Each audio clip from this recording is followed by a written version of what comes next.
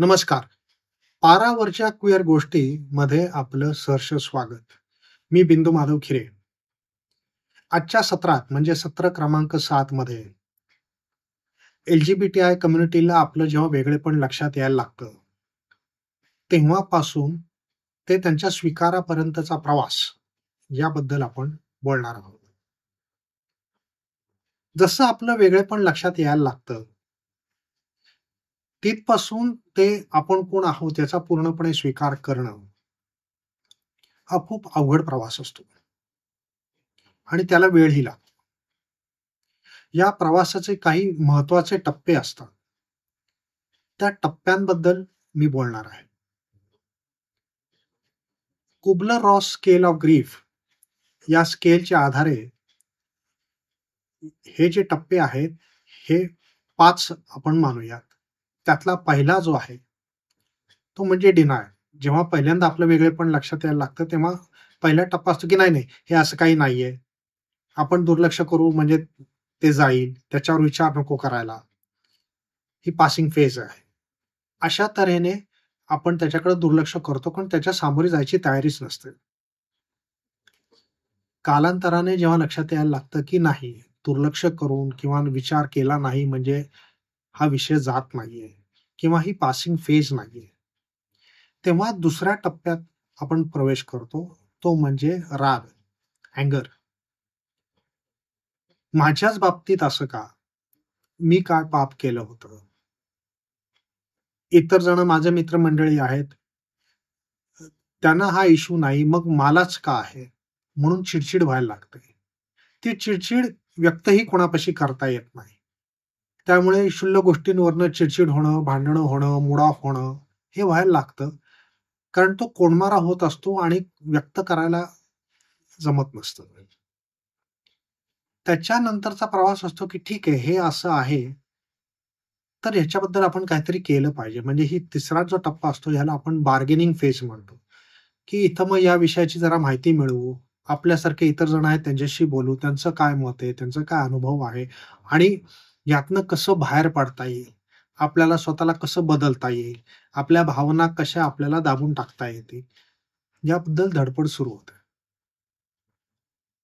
आणि बराच कालावधी असा प्रयत्न केल्यानंतर किंवा आपण एखादा समलिंगी मुलगा असेल आणि त्याला मुलींबद्दल काही जाणवत नसेल, मुलांबद्दल जाणवत असेल, तर आपण मुलींबद्दल विचार करून आपल्याला लैंगिक उत्तेजना येते का? याचा प्रयत्न करू. मग अशा प्रकारचे विविध प्रयत्न होतात. आणि कालांतराने कळायला लागतं, की यातनं काहीही निष्पन्न होत नाही.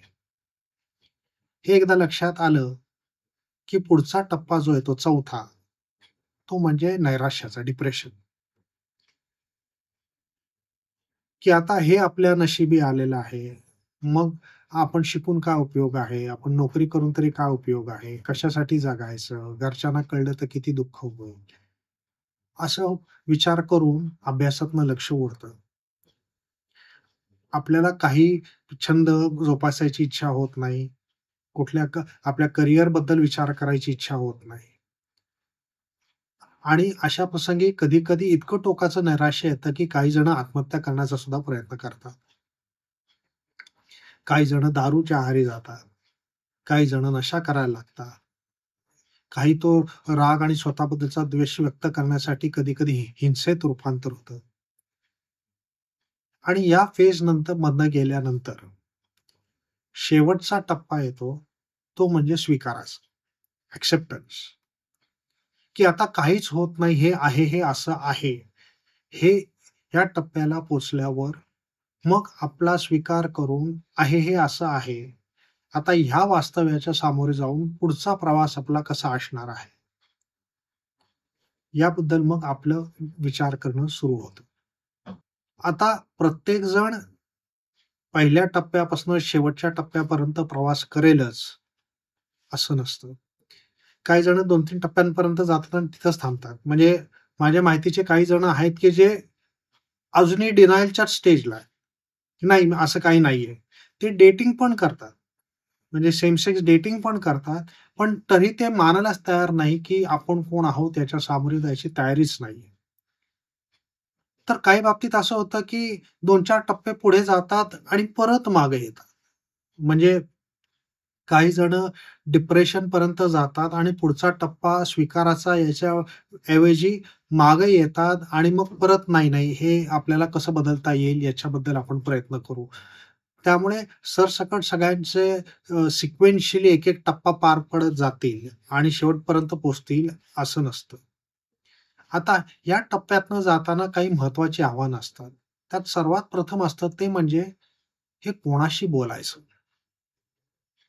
मित्रांशी बोललो आणि त्यांनी गावभर केलं, तर कोणी टवाळी करेल, थट्टा करतील, मला वाळीत टाकतील, ही भीती असते. नातेवाईकांपाशी बोललं तर गावभर होईल, ही भीती असते. या विषयाची कोणाला माहिती आहे, कोणाशी बोलायचं हा एक चॅलेंज असतो. त्याचबरोबरचं अजून एक आव्हान असतं, की काही जण हल्ली सोशल मीडियावर स्वतःचे अनुभव मांडायला लागतात.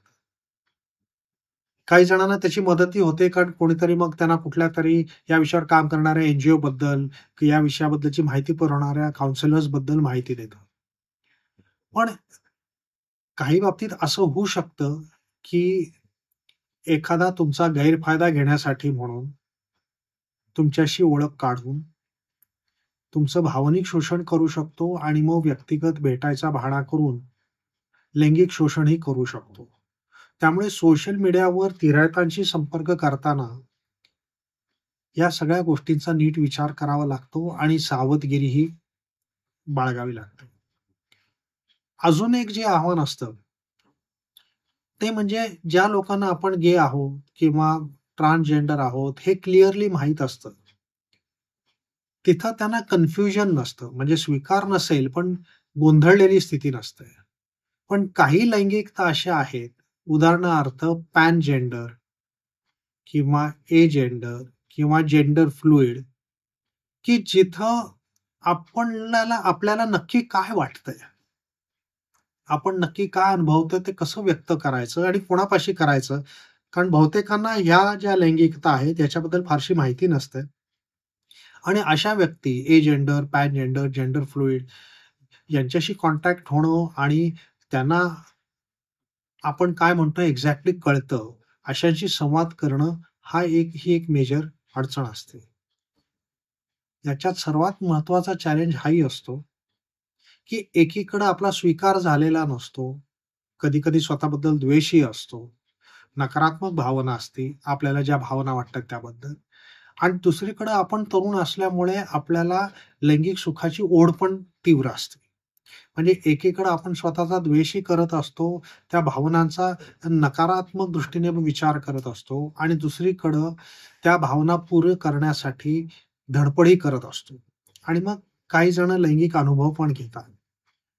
पण त्याच्यामुळे अजूनच स्वतःबद्दल नकारात्मक भावना वाढते. कारण आपल्याला जे आवडायला नको आहे, ते का आवडलं? ते परत-परत हवंसं का वाटतंय? म्हणून ही जी ओढाताण होते स्वतःशी, की आवडतंही आहे आणि त्याच्याबद्दल द्वेषही वाटतोय. या सगळ्या गोंधळाच्या परिस्थितीत हा सर्व प्रवास घडत असतो. हा प्रवास करत असताना म्हणून 2-4 टिप्स. एक तर आपण कोण आहोत, हे समजून घ्यायला थोडा वेळ द्या. तो लगेच उमगेल अशी अपेक्षा धरू नका. दुसरी गोष्ट म्हणजे याबद्दल वाचन करा. माझी अनेक पुस्तकं याच्यात मराठीतनं आहेत, ती वाचा. इतरांनी लिहिलेली आहेत, तीही वाचा. या विषयावर काही सिनेमे आहेत म्हणजे मराठीमध्ये अ, अमोल पालेकरांचा थांग म्हणून समलिंगी नात्यावरचा एक चित्रपट आहे. पारलिंगी म्हणजे ट्रान्सजेंडर विषयावर मराठीत कोती म्हणून एक छान सिनेमा आहे. हिंदीत बघायला गेलं तर शुभमंगल ज्यादा सावधान म्हणून समलिंगी नात्यावरचा आहे. कुछ सपने अपने म्हणून आहे. कमिंग आउट बद्दल इव्हनिंग शॅडोज म्हणून एक सिनेमा आहे.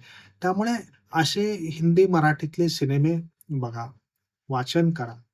तुम्हाला एल-जी-बी-टी सपोर्ट ग्रुप्स मिळाले म्हणजे पुण्यात अनिल कुलकर्णींचा युथक चॅरिटेबल ट्रस्ट एक सपोर्ट ग्रुप चालवतो. त्यांच्याशी कॉन्टॅक्ट करा. त्या सपोर्ट ग्रुप्समध्ये जा आणि स्वतःला समजून घेण्याचा प्रयत्न करा. काय करू नका, तर जोपर्यंत तुम्ही स्वतःला पूर्णपणे स्वीकारत नाही, तोपर्यंत कमिंग आउट म्हणजे इतर कोणाला आपलं गुपित सांगायला घरच्यांना किंवा नातेवाईकांना सांगायची घाई करू नका. आपण कोण आहोत याबद्दल स्वतःचा द्वेष करू नका आणि आई-वडिलांना त्याच्यासाठी जबाबदारी धरू नका, कारण हा आजार नाही, विकृती नाही. This is a normal variation of sexuality, म्हणजे एक सामान्य पैलू आहे लैंगिकतेचा. त्यामुळे ती मनातली जी नकारात्मक भावना आहे स्वतःबद्दल, ती काढून टाका. आता हा प्रवास करायला काही जणांना काही महिने लागतात, काही जणांना काही वर्ष लागतात. हा प्रत्येकासाठी प्रवास वेगवेगळा असू शकतो. कारण तुमचं धार्मिक पार्श्वभूमी काय आहे? तुमच्यावर संस्कार कसे झालेले आहेत? तुमच्या आजूबाजूची परिस्थिती काय आहेत? अडचणी काय आहेत? तुम्हाला या विषयाची नेमकी काय योग्य ठिकाणी योग्य माहिती मिळते? आणि मुख्य म्हणजे तुमचा स्वभाव काय आहे? या अनेक गोष्टींवर हा प्रवास अवलंबून असतो. पण एक नक्की, की जेव्हा तुम्ही स्वीकार करायला लागता स्वतःचा, तेव्हा तुमच्या मनावरचं एक मोठं ओझं कमी होतं. कारण या कालावधीत, या प्रवासात तुमची एवढी एनर्जी, ऊर्जा स्वतःशी झटण्यात गेलेली असते, की तुम्हाला बाकीचं जग अनुभवायला शक्यच झालेलं नसतं. त्यामुळे एकदा तुम्ही स्वतःचा स्वीकार करता, तेव्हा तुम्ही शांत होता, तुमचं मन शांत होतं आणि तुम्ही जगाचे नवीन रंग बघायला लागता. खऱ्या अर्थी आयुष्य जगायला लागता. आता शेवटी अर्थात याचा पुढचा टप्पा असतो तो म्हणजे कमिंग आउटचा, म्हणजे आपलं गुपित कोणाला तरी सांगणं. तर पुढचं सत्र म्हणजे सत्र क्रमांक 8 मध्ये आपण कमिंग आउट या विषयाबद्दल बोलणार आहोत. हे सत्र आवडलं तर लाईक करा, सबस्क्राईब करा, जास्तीत जास्त प्रमाणात शेअर करा. महाराष्ट्रातल्या प्रत्येक LGBTIQ तरुण-तरुणीपर्यंत हे सत्र पोहोचवायचा प्रयत्न करा. तुमच्या काही सूचना असतील तर खाली कॉमेंट बॉक्समध्ये द्या. 15 दिवसांनी परत भेटू. तोपर्यंत तुमची काळजी घ्या आणि तुमची LGBTIQ मित्रमंडळींची. धन्यवाद.